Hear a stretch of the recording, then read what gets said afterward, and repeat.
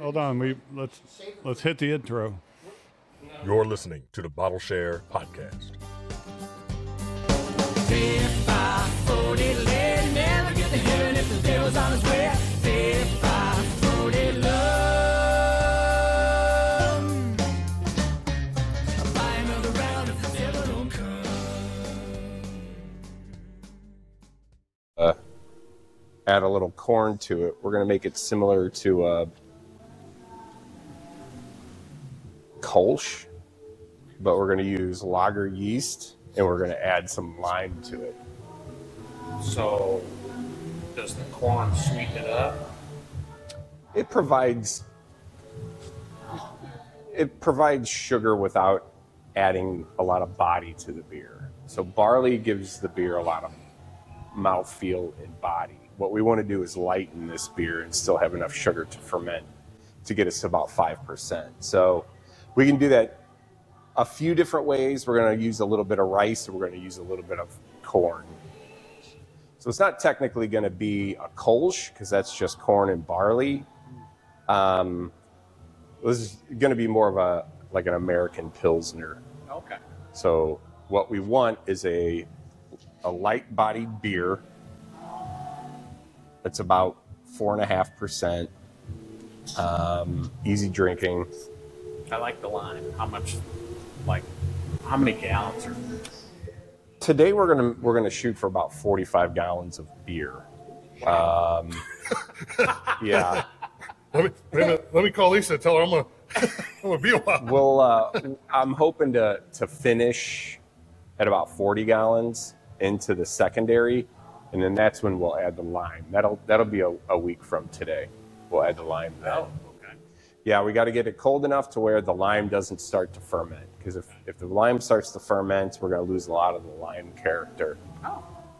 Anytime yeast get their paws on anything sweet, you can bet it's going to be just about gone by the time they're done with it.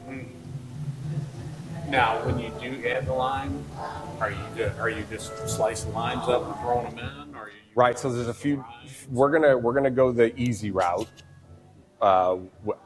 We have a company that presses it for us, and we're just going to add lime juice with the pulp into the fermenter. Okay. And then we're going to let that sit for 2 weeks and mellow out. Some lime beers, they'll add the peel into the mash tun boil kettle, and that'll extract some of the oils. A lot of that will ferment out, so you'll still have to go back and add lime in the fermenter. So there's a couple ways you can do it. Some people like to sort of layer the lime flavors. Again, we're going to go the easy route, basically because don't have a staff running a brewery here, so can't really be on it every day. Let's get started. Cool.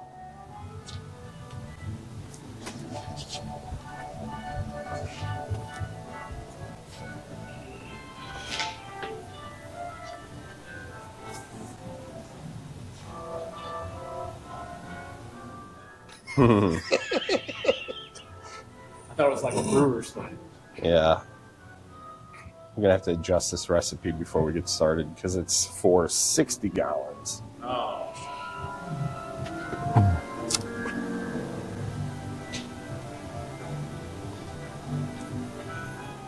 I expect to see a leprechaun in there. This is like the leprechaun urinal. He's gonna need a ladder.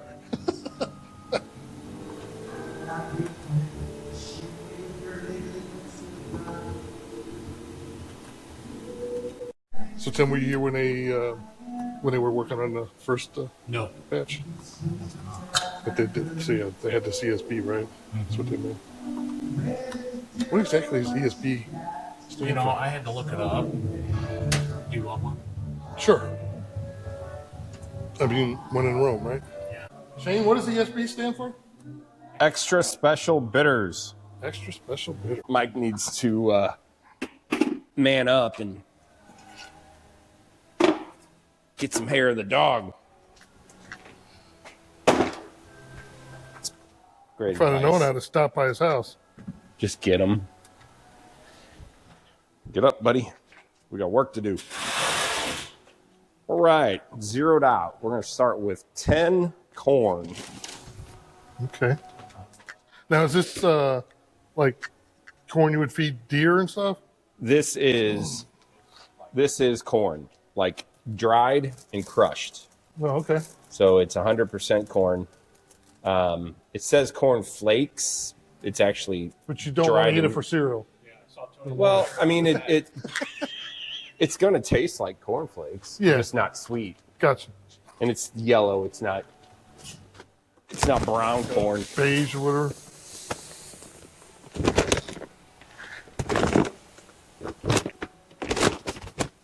$10 of this, you said? 10 pounds of corn. We do, what we got? Acid malts. We need rice, 10 pounds of rice.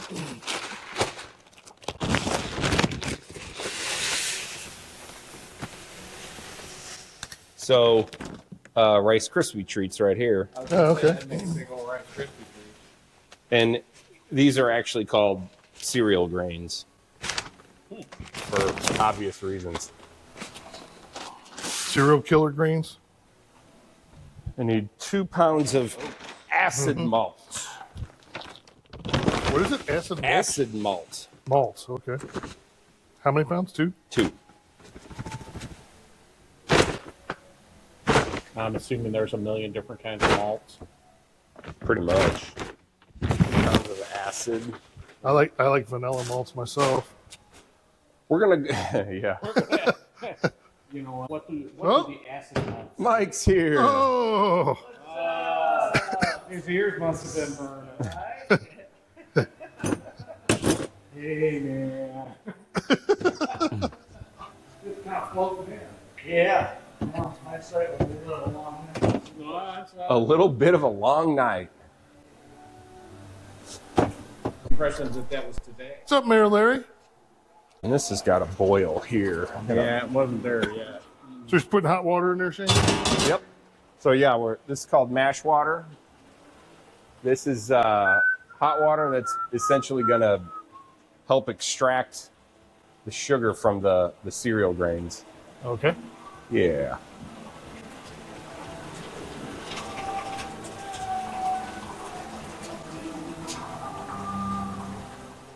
How you doing, Larry? All right. So what kind of yeast are you using then? We are going to use a pseudo lager yeast. Pseudo lager, it is a lager yeast, but so it's from like Scandinavia area. It's kind of a specialty yeast. You can ferment it from a temperature range of about upper 60s all the way to about 110 degrees. And the accent. It's not yeast, it's yeast. Yeast. Yeah. You like it? The reason why I like it is because it doesn't really impart a yeast character in the beer. So when you're making a light beer, you want to remove as much of the flavors as possible. So Spitting hot water yeah. on me over there.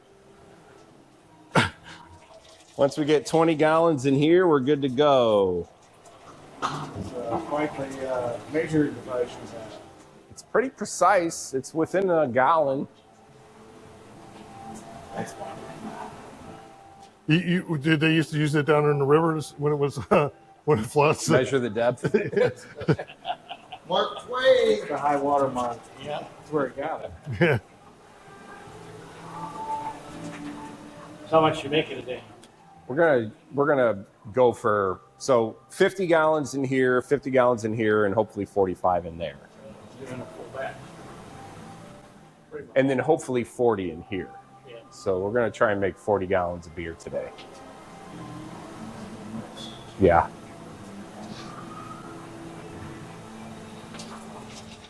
Yeah, this is a beer that'll get drank a lot. Yeah, Are you doing it California? we're doing California. A version of it. I don't have a couple of the grains that I need for that exact beer, but it's not going to be far off. Yeah. all you're going to taste It's is gonna be lime. almost to California. Close enough. It's gonna Come be from the like back. So this grain is Pilsner malt, and it is basically our get off me, our base malt. So the majority of the grain bill is your base malt. For base malts we use either pale malt, or Pilsner malt. The Irex is the best.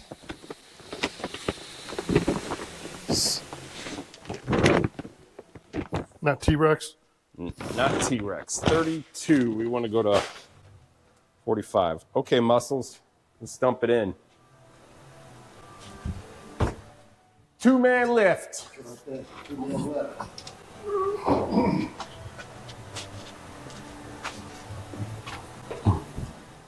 We'll go slow with it. Yep.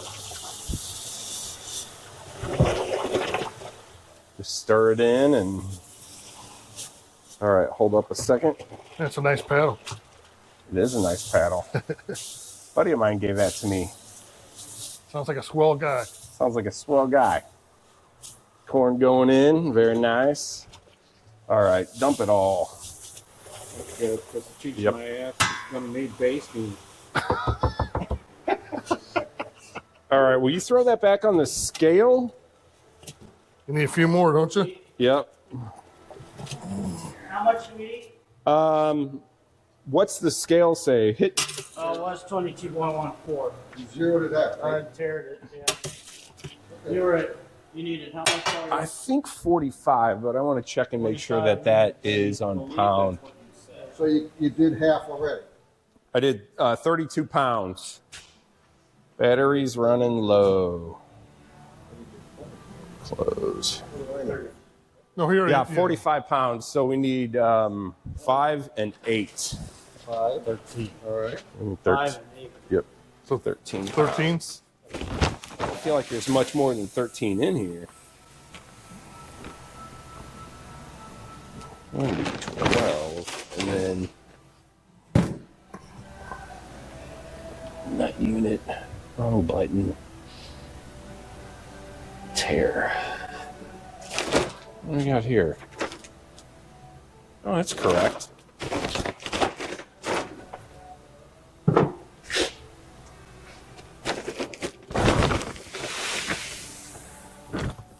£1. Okay. That can go in.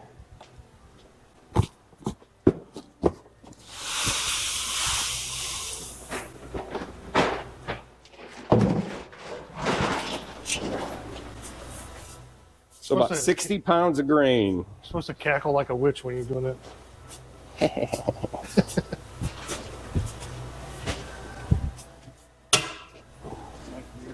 Crack that valve about halfway. This one? Yep. This towards me? Yep. Close it a little bit. There you go.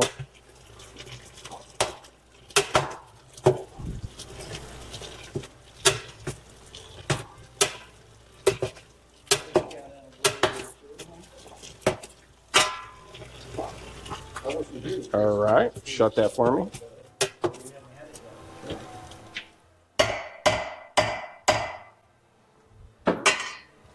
Get it.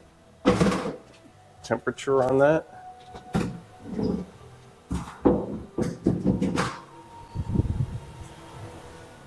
Looking for about 148 degrees.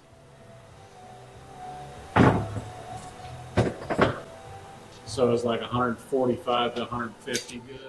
Or It depends. If you wanted a sweeter beer, you're gonna ferment at a higher temperature.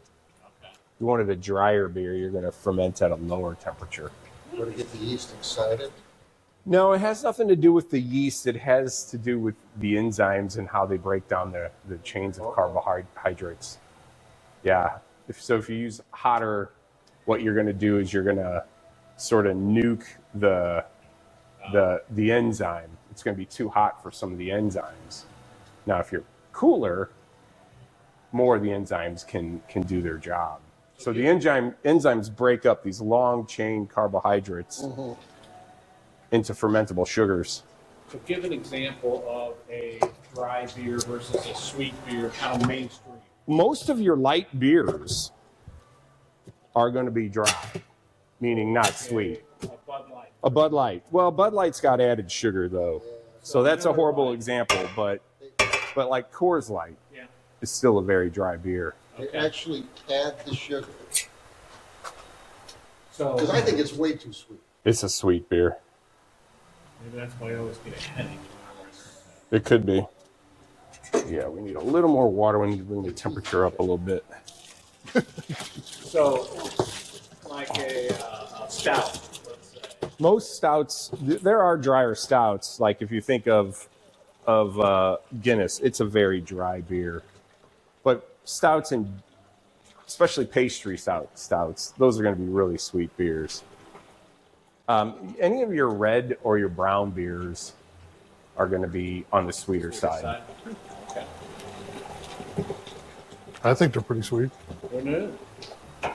Sweet. Yeah, exactly. If you were to dry out a brown or a red ale, make it, you're going to lose a lot of the character of the malt. So that's why they're. Newcastle's going to be a sweet beer. I don't.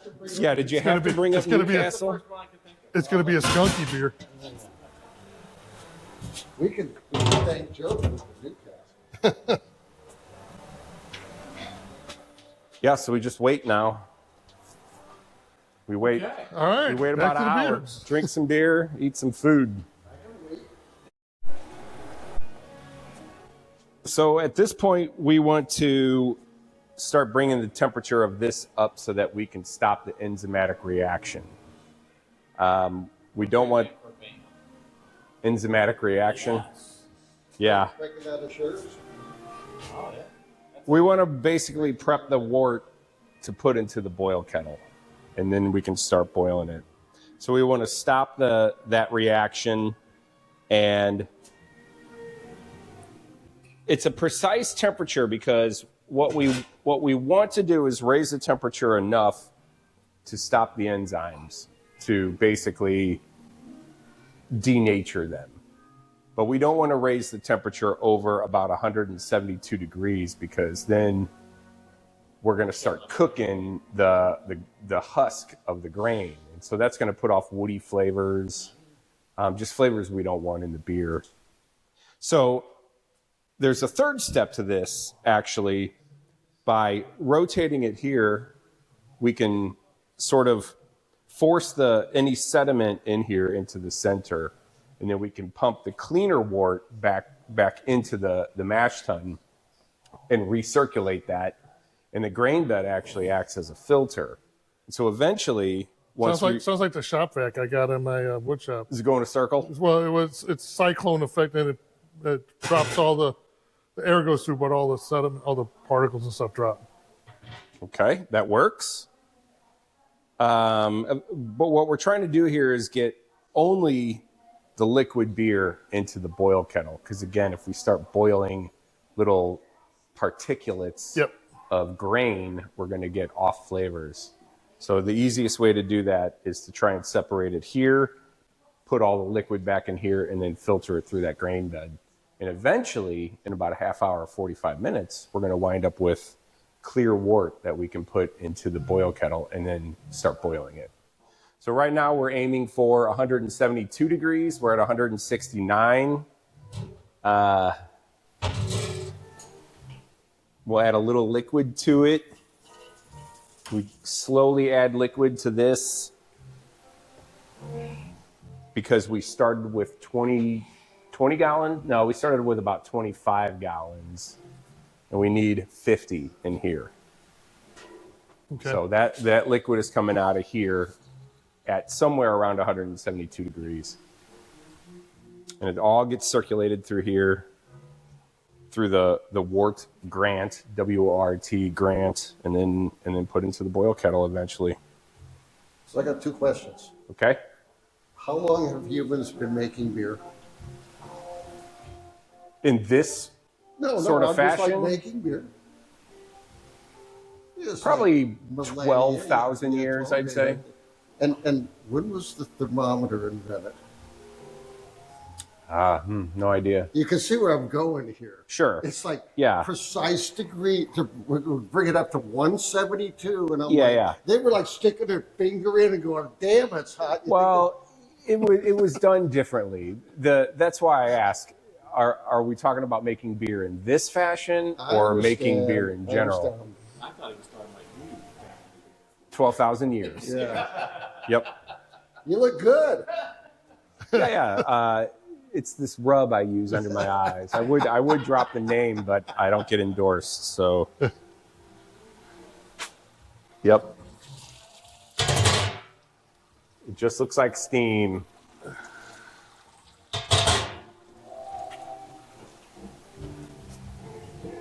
So nice and cloudy. We want that to be clear. It looks you like can see a little bit of particulate matter in looks there. like the gravy we had at Thanksgiving.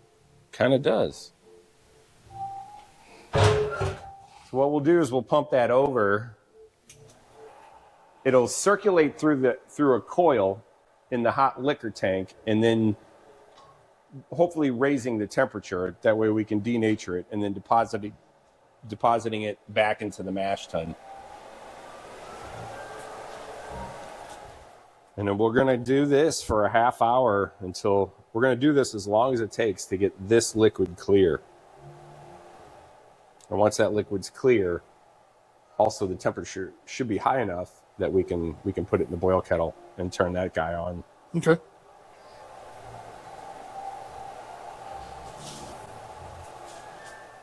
I remember this because last time one of the hoses got popped off. It was exciting. Almost popped It another was one. exciting. Yeah. Almost popped another one when you guys were sitting over there. It that what swelled up like a Clyde football. I was like, oh shit. Yeah. That's what the clang was. A little oh shit moment. So it's safe to say that brewing was more an art than a science. It is now. Back Now it's more of a science than an art. Ah. I mean, the that's- temperature and all that. Before Sure. they were like, that looks pretty good. Yeah. Yeah. Yeah.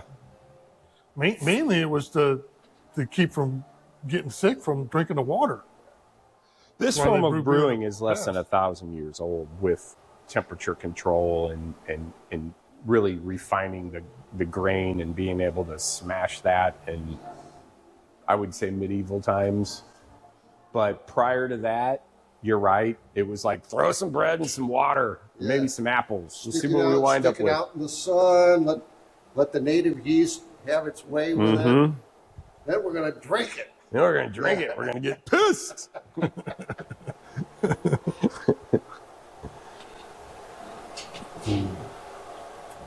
So if one was to taste that right now, what would it taste like? Sugar. Go ahead. Dip your glass in it. That's all. It's really, really sweet with a little bit of a earthy flavor, kind of like if you would put hot water on your cereal instead of milk.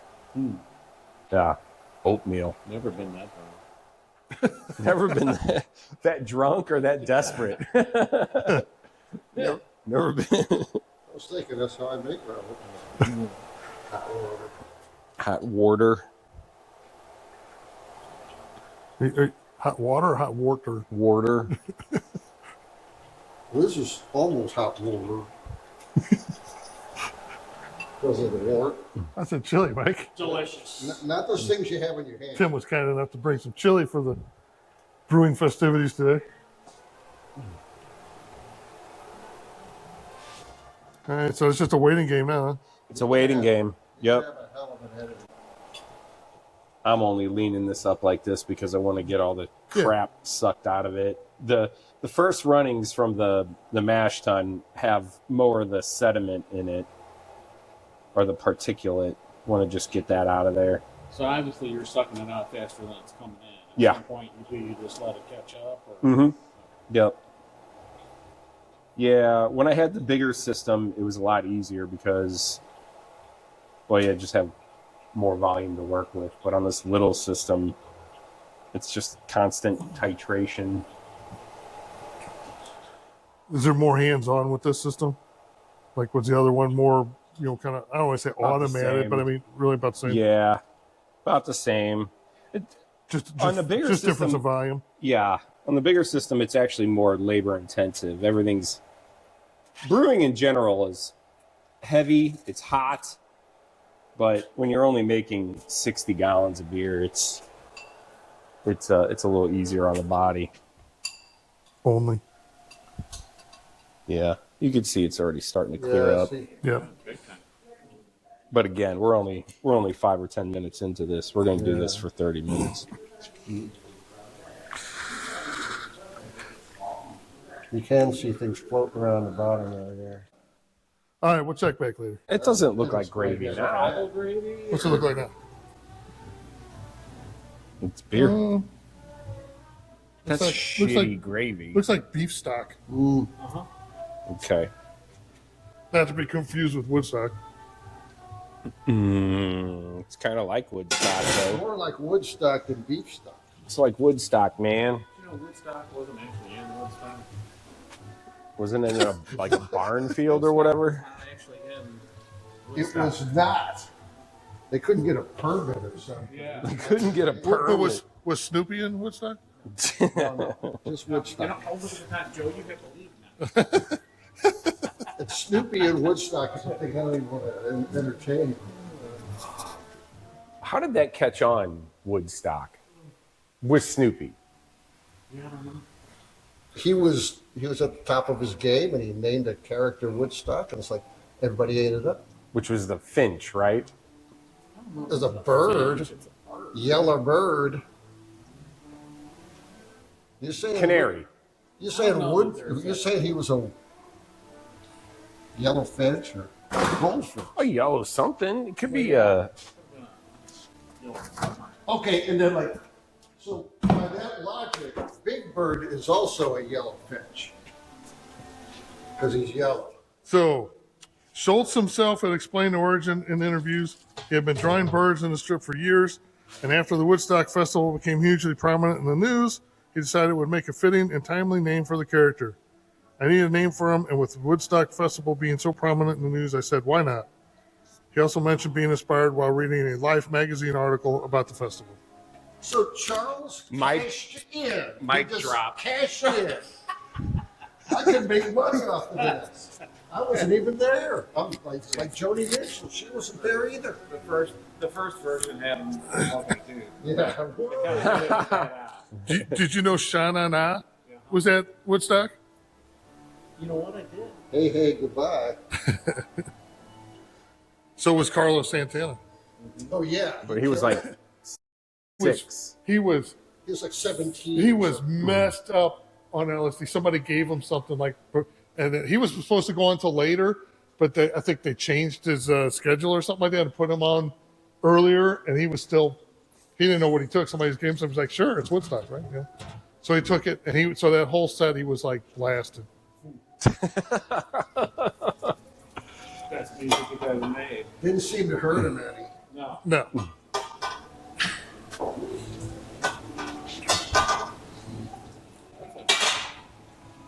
Oh, baby, it's hard to change. Okay, so beer or wort is getting pretty clear. So what's with the Beer is clear.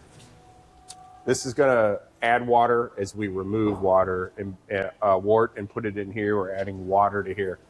Why not just let it roll and not go through this drip line? Because we have this much grain in here, okay? If we fill the upper part up with clean water, that's going to weight down the grain, and it's going to basically give us a stuck,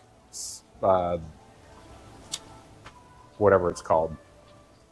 It's going to smash it down, and we're not going to get any water through. So we want the water level about 1 inch above the grain, maybe 2. Again, on a bigger system, 2 to 4. This little guy, 1 or 2. So, I like what you're doing with the oil drums. They look really nice. I rinsed them out. Right. Yeah. How hard was it to get that nuclear waste symbol off of them? You know what? I should put one on here just The for. nuke system, the nuke label, right? Yep. That's right. You need a couple of stickers. One that says flammable, you know. So we've got clear wort coming into the wort grant, and at this time, our temperatures are where they want to be. So we've stopped not fermentation, but enzyme. Thank you. Too many beers already. Enzymatic reaction. So now we want to put it in the boil kettle and get this sucker boiling so we can get our day done.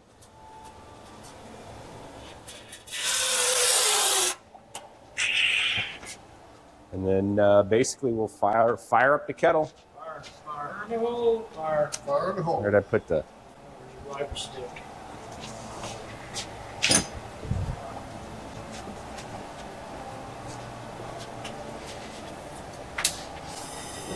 Well, we trust them so much that we all bend our faces down. I want to see it.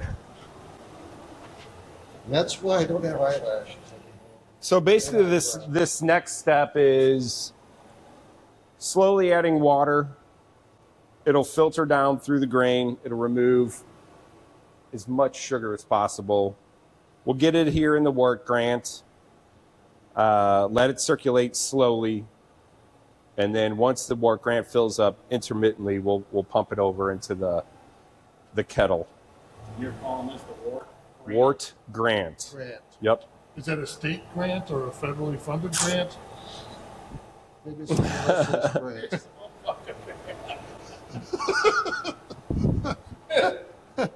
I don't have an answer for you. Okay, we'll have to look that up. Just tell them Carrie. Just don't take it for granted. Hey! Whoa. So many grant It's jokes. here all day. Try the chili. Try the chili. Tip your waitress.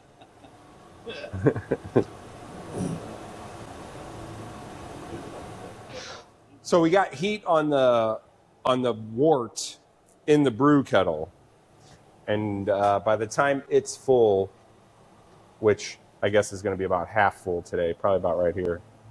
Now, what do we say? 50 gallons in here. So here, we're going to be close to boil. Then it'll boil for an hour. Will it still boil if we're watching it? Depends who's watching it. You know, I am so glad we waited till we got Yeah. There we go. So there's like next to nothing in here right now. Are you afraid of like cooking the shit out of that? Scorching it. The ultimate goal, one of the goals in the boil kettle is to evaporate some liquid. So no, it won't scorch it unless it's dry. We want to condense it a little bit. I was not going to ask how you scorch liquid, but you know, okay. Oh, yeah. I was just not rolling with it. You boil it dry. Yeah. Ball it dry. It's kind of like bud dry. What was the Scorch work policy. ABV on this? 4.4. Yeah, 4.4. I don't know what our starting gravity is, but I'm guessing it's 46 to 48. Yeah. It's not going to be a very big beer. So like a lawnmower beer. Summer beer. And you want it to be a 50. What was it? How many gallons? No, And that lawnmower beer? the gravity. Yeah. It Could be. would 46 to 48, something like that. And it should finish at 10, 14, 10, 15. And what? you Should said be about 30 4.5%. gallons? Finished? 40 gallons 40 finished. is finished. Yeah, we're going to lose a little here. We're going to lose a little here. We're going to lose a little here. Yeah. So we're going to lose a little bit every time. And every time we lose a little bit of beer or wort, there's usually some type of sediment that we're trying to remove from so that we end up with a clear beer. Okay. Yep. So in this, we're gonna all the old hops are gonna be left behind because we're gonna boil hops in here. And then when we leave in a week's time, when we leave the fermenter, we want the yeast to be left behind. And then when it leaves the secondary, we want to leave anything behind that. How about everything but just finished clean beer? Yep. And so there's a tiny bit of sediment in here. I mean, you're not really pulling off the bottom. Not right now. So is the idea that you're going to leave, a half inch or so? Yeah, always. The bottom. So you're not getting whatever might have ended up on the Correct. bottom. Okay. And we give it a little turn every once in a while. And that will sort of focus a cone of sediment right in the middle. That way it keeps it away from the drain that's on this side. But what's wild is you can look at this right now and it looks like it has a bronze color. Yeah. But a lot of that is sugar, caramelized sugar, and that's going to ferment. So by the time this beer is finished, it's going to be a very pale straw yellow color. Oh, caramelized sugar. Mm-hmm. Yep, it's going to get eaten up. Eaten up.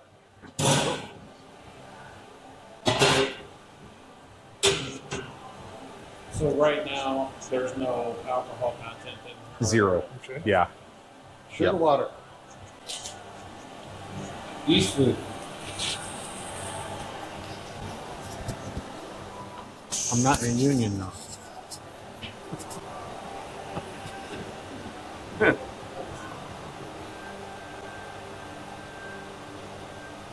Jim, don't drop that in the bucket. I want to get the bottom. Is it waterproof? Dip. We're going to find out.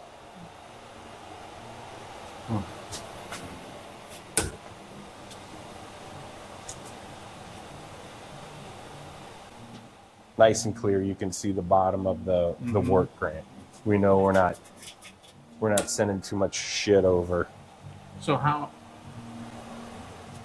Do you have a pump running on this constantly? Oh. Yeah, there's a pump tucked under the. Okay. Yeah. And how long should this process take?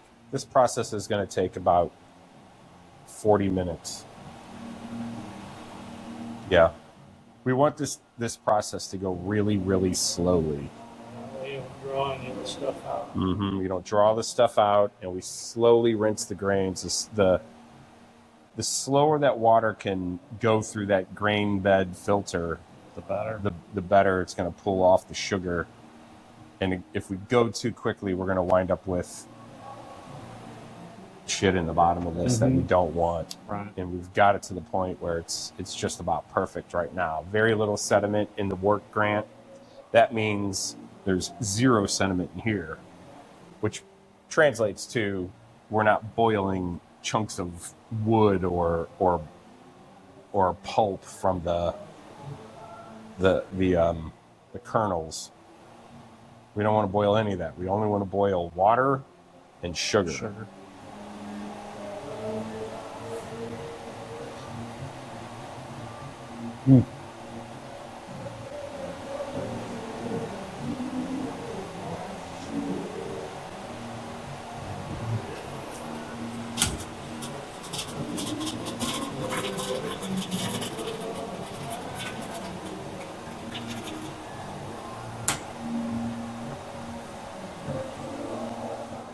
So my job as the brewer at this point is to make sure there's enough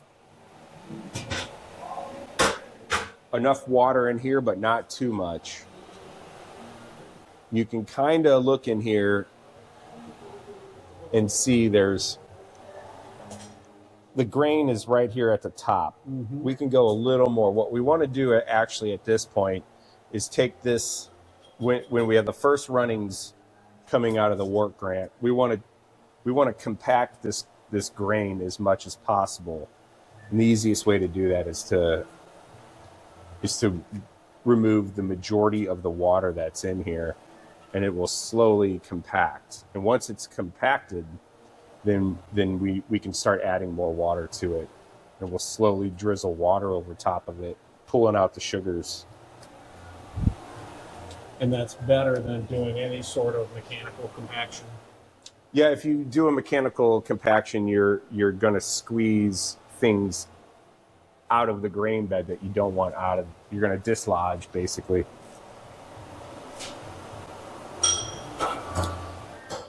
And Just a natural filter. just a natural filter. And you can see how slowly the wort is drizzling out through this copper elbow. That's just gravity fed. It's just gravity fed. So it's coming out really slowly, and that's exactly how we want it.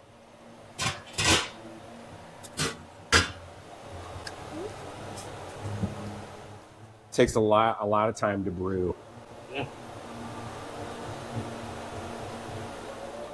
Kind of like watching paint dry.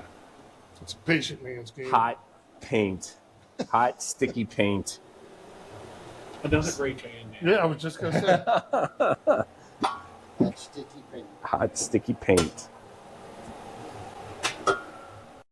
You want to come in here, and so this is the grain bed that I keep talking about, and it's pretty much compacted tight. You can dig in it a little bit. There's still a little bit of water in there. Mm-hmm. And so basically at this point, we're going to slowly start adding a little bit of liquid, a little hot water. How thick is that grain bed? So the grain bed is here, and then our false bottom is here. So it's about this thick. 1.5 feet, yep. And so we'll slowly add a little bit of water. We want the rate of the water to be right about about the same as what's filling. And we don't want to adjust this. We want this to go nice and slow, but we can always adjust this. And sometimes if I'm busy doing other things like cleaning kegs or something, I'll dump 2 inches of water in on this, turn it off, and then just keep an eye on it. But right now, we've got a lot of eyeballs on it, so we'll just we'll let it drizzle For Zizzle. for shizzle. And that hot 172 degree water then is going to slowly work its way through the grain bed and pick up all the extra sugar, and it'll wind up in the bellies of the yeast. Belly of the yeast. The belly of the yeast. I think that should be the album title. Belly of the beast. That would be a good beer name. The belly of the You'd have yeast. to have some guy that looks like Che with a little array. School is in session. I will call on you one at a time. Raise your hand. I know this. Oh. There's always a girl in class. Yeah. Smarty Sit pants. Sit behind her and duck your head. Teacher's pet. So this recipe calls for 4 ounces of pearl hops. Pearl hops are one of the noble hops. It's a German breed of hop. These are grown in, they actually grow in our climate, okay, but these are grown in Michigan. So a whopping 4 ounces. It's not a bitter beer at all. If you are adding hops to a beer that you're not really supposed to taste the hops, traditionally it's done so as a preservative. So those have been ground and pelletized? Or is that You actually feed them what through the a hops- rabbit. They actually don't even get ground. They get run through the pelletizer whole. Okay. Dry, whole, just run through under pressure. And then what you're left with is Looks like split peas. It looks like stuff I used to clean out of my gerbils cage. It comes out in tubes though, like long tubes, and then Split tubes. and then it breaks apart. And She's a so beauty. 1 in a million. Hey, I have a question. Is that the stuff I don't like? can be. Can Joe the chew on IPAs? one? There's a rule in according to go ahead and eat it. No, I'm He's gonna put it back. There's a rule with the TTB Tax Trade Bureau when you make beer, if you're going to call it beer, it has to have hops. If you make a fermented beverage out of barley or cereal grains that doesn't have hops, it's known as a malt liquor. So if you ever hear the term malt liquor, Oh yeah. it's basically Becoming the 40s, right? Oh yeah. Yeah. they can actually be a wide variety of like wines all the way up to mixers for cocktails and so forth. Your some of your bitters that are in cocktails are malt liquor based. But that's hop. Basically, this is a cone of flour that looks a whole lot like a weed bud. Everybody knows what that looks like. And I've heard, I don't know if there's any truth to it, but hops are actually in the marijuana family. They smell a whole lot like marijuana. They look a whole lot like marijuana. They have these crystals on them, very much like marijuana. And the crystals are actually what make the hop acidic. So we're looking for a certain amount of acidity in the hop. If you make a very, very acidic hop, you're going to have a higher alpha acid. So when you're writing your recipe from this, you're switching from like a German hop to, let's say, a Michigan hop. The alpha acid's always going to be a little bit different. That has a lot to do with sunlight and soil quality. So what you got to look at is you're looking for the flavor of the pearl hop and you're looking for the alpha acid. So your alpha acid from one batch might go from 7 something all the way as low as 5, and I'm sure it could be in the 4s. So what you have to do at that point is just do a quick calculation. If we need 4 ounces of, it's boiling over. By the way, I've been called alpha. If we ass need before. 4 ounces of 5%, we might only need 3 ounces of 7%. So it's pretty straightforward in that regard. Yeah. Cool. I have seen these things growing in Cooperstown, New York, Right. and they're like 12, 15 feet Oh tall. yeah. Yeah, even taller. They like to grow straight up. Oh, it's They like the crazy. sun. Again, the sun's what kind of, if you can give your hop a lot of sun. We have 300 days of sunlight here in Missouri. Hops do grow well here, but what doesn't grow well here are the more like fruity hops. The citrus We get varieties. the very, very bitter hops known as the noble hops that grow well here. Lately, there hasn't really been a use for noble hops. There's always use for noble hops, but a demand for hops that we can grow here because they're just bitter, earthy, flavored hops. Awesome. Cool. That's hops. We'll throw these in the boil kettle usually once it starts boiling. But since we're already boiling, we'll wait for all of the wort to be in the boil kettle, then we'll throw it in. And give it about 60 minutes. Okay. Quiet on the set. So we're ready to put our hops in. Since we're boiling, Let's hop to it. let's hop to it. You see in there?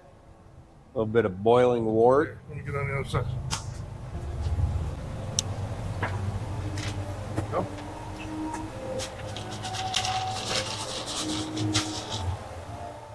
That's it. Now everything's going to turn green. Absolutely. Woo! Oh yeah, Party time. it's like broccoli soup, pea soup. I like it. Pea soup. It's good. There's a nickel worth of hop dust on there. Hop dust. Hop dust. Do they have hop dusters? Fly by with their little planes. And... Tiny little.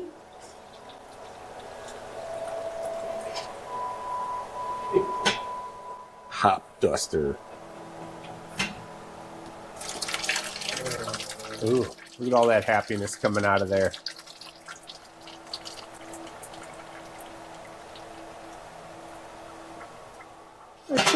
It's a weak stream. Doesn't look as happy as it used to. Ooh, How's our beef stock going?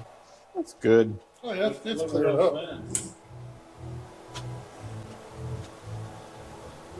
Ah!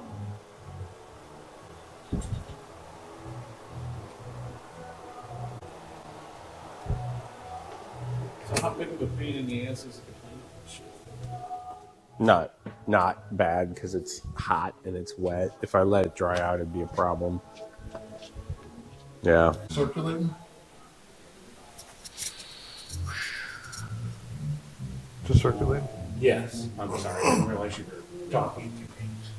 We call it whirlpooling.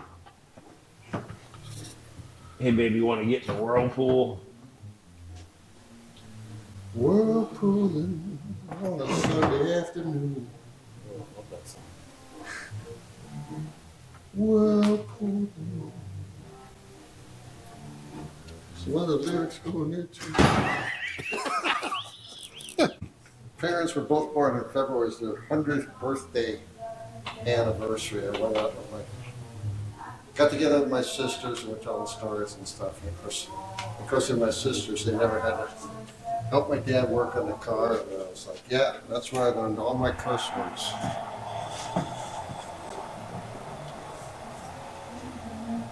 He'd say, give me the wrench, which is not that clear a term.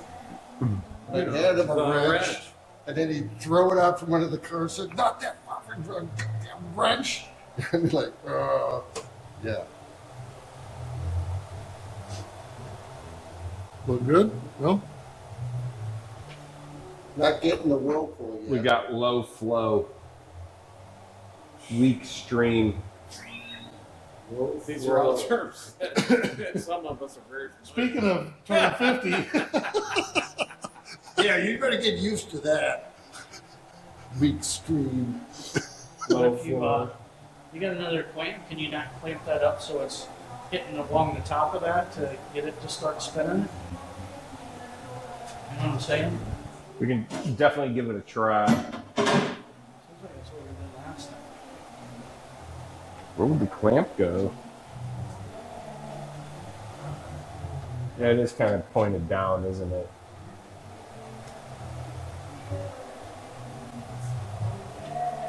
Oh, yeah. it's cooling it down. Yeah. Smoking.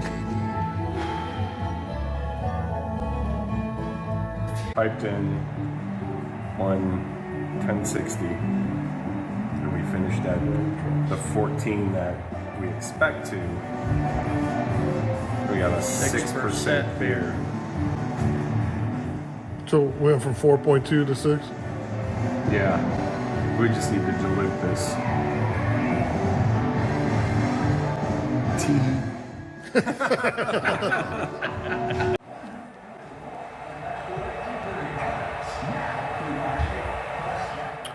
Are we a quart low or? Quart low. We're looking for 1039, which measures the amount of 233. sugar in here, and we are at 1058. So we're gonna have a really fucking strong beer. A strong lager. I love it. Nice. Kick it up. Take it up a notch.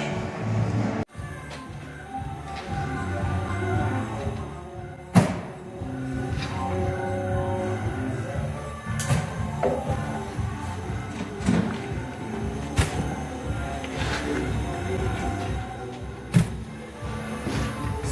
grain.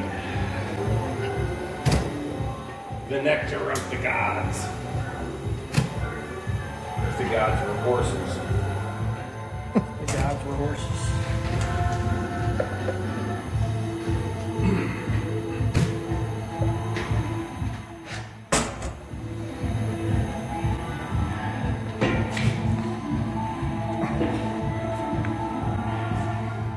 Cool it down to what he said, 60 degrees, right? Yeah.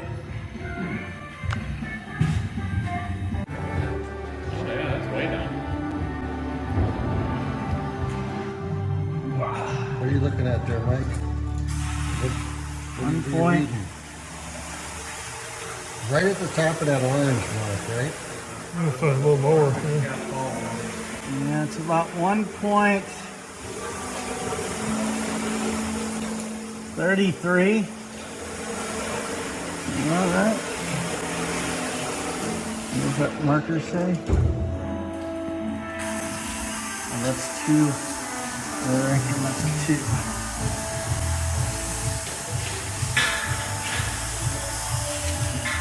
It's about 36.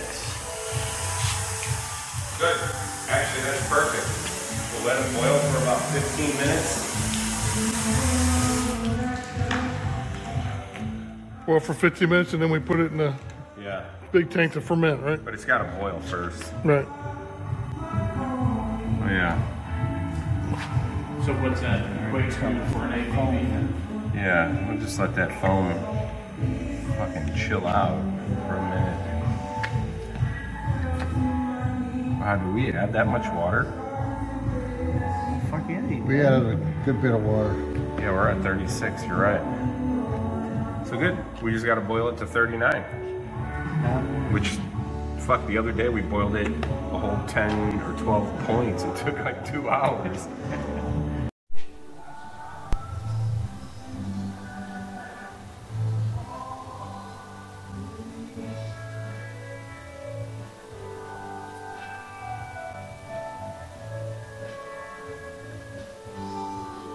$2.02. Trying to kickstart it. With this? Yeah. Yeah. Come on. You can do it. 2.04.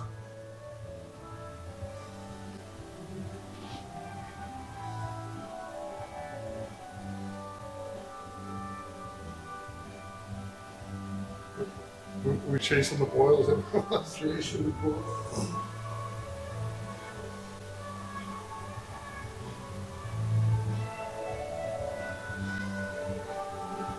Wait for it.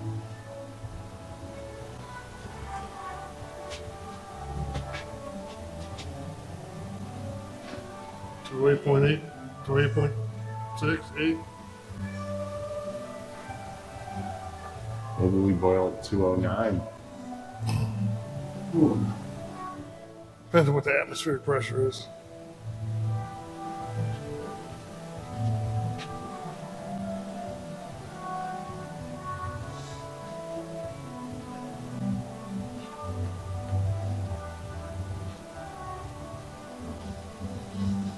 Well, that's 209.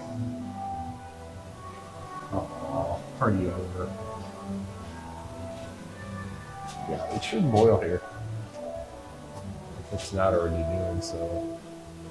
Oh, I think I saw a bubble. Yeah. Saw blue. Yep. Get in there, like here.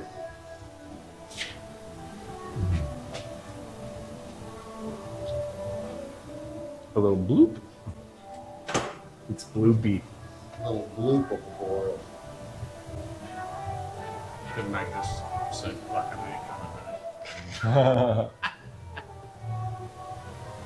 I'm getting my caster anyway. Damn those guys.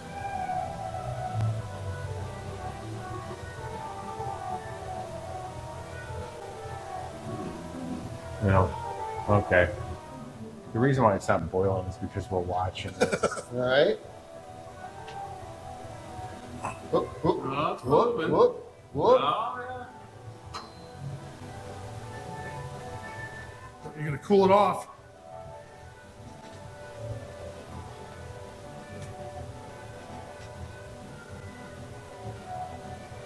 It's 097. 095.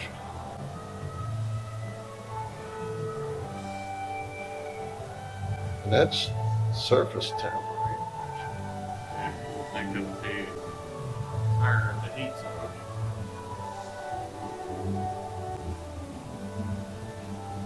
You can see it heaving, and it wants to boil. Oh, there it goes. There's something therapeutic about it. Little roll. Yeah. It's like watching the volcano. Standing on the rim of the volcano watching it and thinking, Yeah. maybe this is a bad idea. This is good. Yeah. All right, so we're basically bringing this to a boil. It doesn't have to boil long, just bringing it to a boil. Well, since our sparging took so long, it's been boiling, but it's currently not boiling because we added a little bit of water. Mm-hmm. And now it's boiling. So we're at our gravity already that we want to start at. So we don't need to boil long. Okay. And then when it's done, it's done boiling, we're gonna Put it in the Put it in. fermenter the Chill it. fermentator. and put it in the fermentator. How do we chill it? There's a little device down here, cold Oh, yeah. water, mixes with the hot wort. Actually doesn't. It's a heat exchanger. Yeah, so the it- cold water just cools off the exchange or Yeah. whatever. Gotcha. So we just whirlpool that in there to cool it down, and then once we pull it It'll in. be cold enough to put in there. Oh, when it runs through there, we put it directly in there. Yeah. Okay. So it's the transfer and the cooling at the same time. Yep. That's correct. Let's try it. All right. Getting some action here. There we go. That's Berlin. Look at that.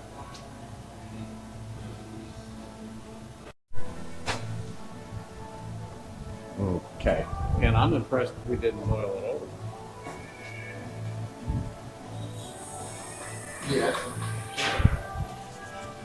All right, so there's cold water going through the exchange.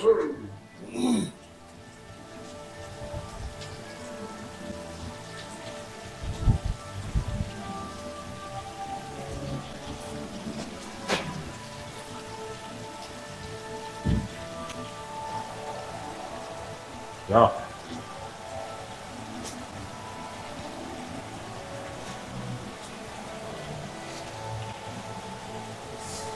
Stir stick.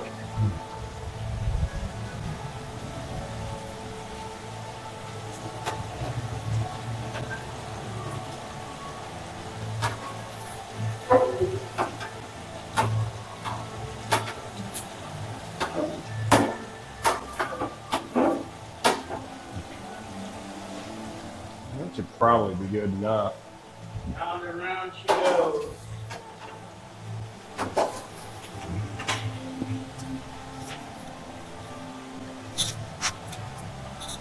So what's the temperature of that after it comes out of the heat exchanger? We're gonna be about 80 degrees. And that's probably a little warmer than 80. But we need to be under 100 for this yeast. This yeast likes it hot. Dun, dun, Who dun, dun. doesn't? Some like it hot. Some like it hot.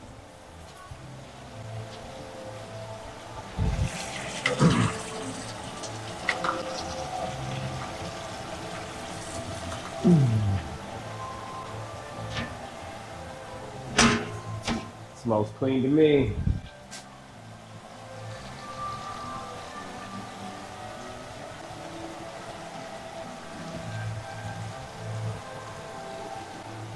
Okay, so once it stops spinning, then we can move it over to here and start splashing the wort in there. Right now it's 80 inside that fermenter.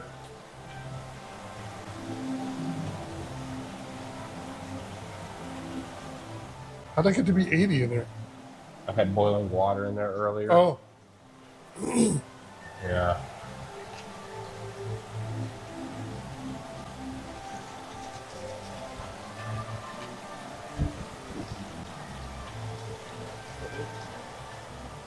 Get a video of it whirlpooling.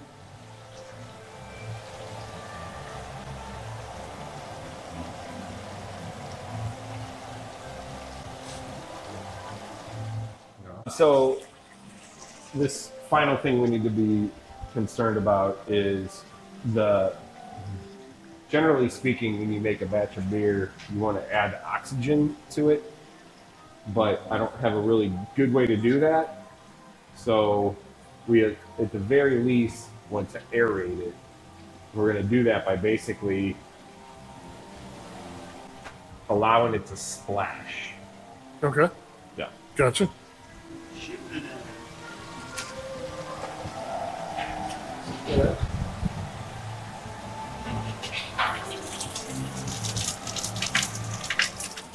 Now, once the water starts, or the wort starts to fill up a little bit, you can see how it's creating bubbles. That's aerating. Mm-hmm.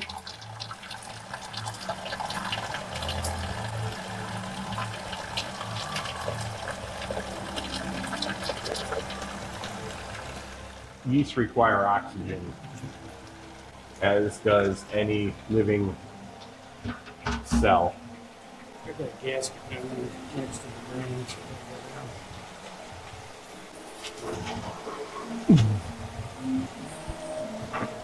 Yeah, we just gotta wait till this thing transfers all the way over to there, right? Yep.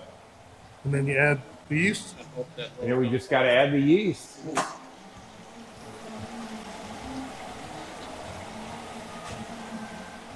Has to be under 100. I prefer it to be in between 90 and 80. And we'll kick the yeast in there. You're feeling good about that? I'm feeling good about it. If it busts, then I'm going to feel bad about it. I'm very binary in that regard. So don't stick your finger in the hole. Okay.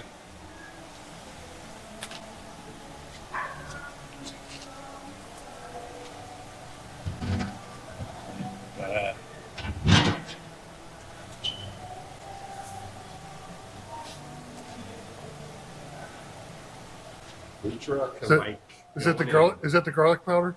That's the What it garlic looks salt. like. Yep.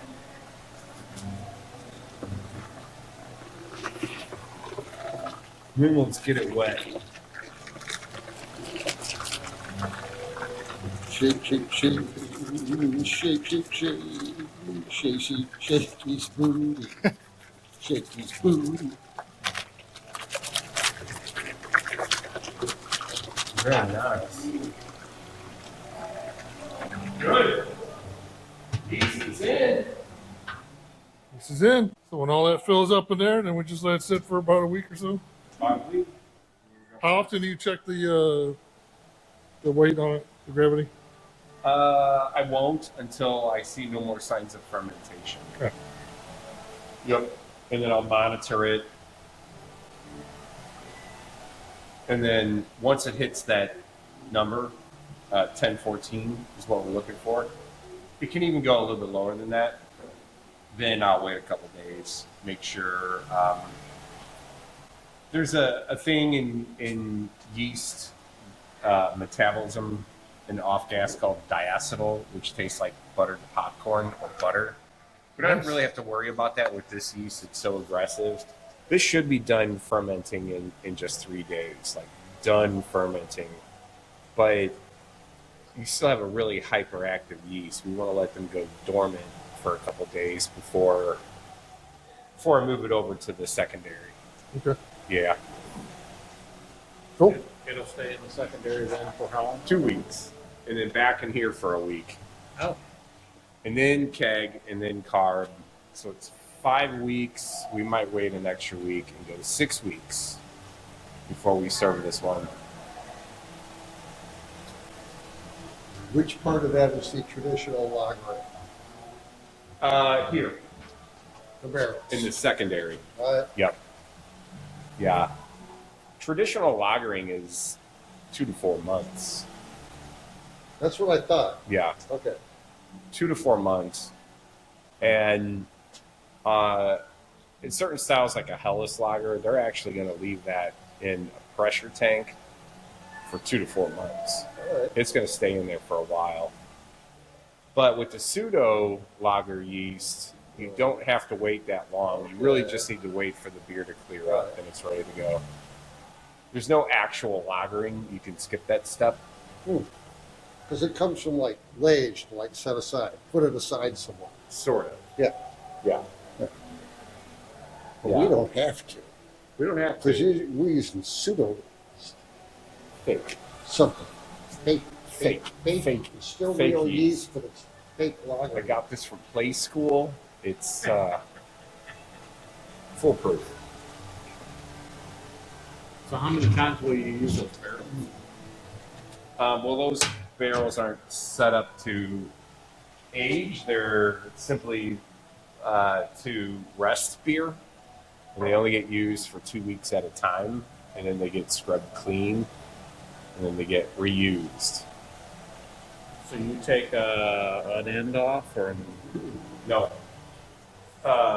We got a clean in place system. And so we'll take off the top port, drop the clean in place in there, and then we'll recirculate at high pressure boiling water throughout it, which will basically nuke everything that's in there, as well as flush out the entire barrel. And then prior to us filling a beer in it, it'll get filled with boiling water, and then that'll sit for an entire night. So that'll kill any type of yeast that's in it, any type of bacteria that's in it. And then that final drain the next day, before we put the new beer into it, anything that's left at that point will flush out. Cool. Mm-hmm. All right. Thanks, Shane. You're welcome.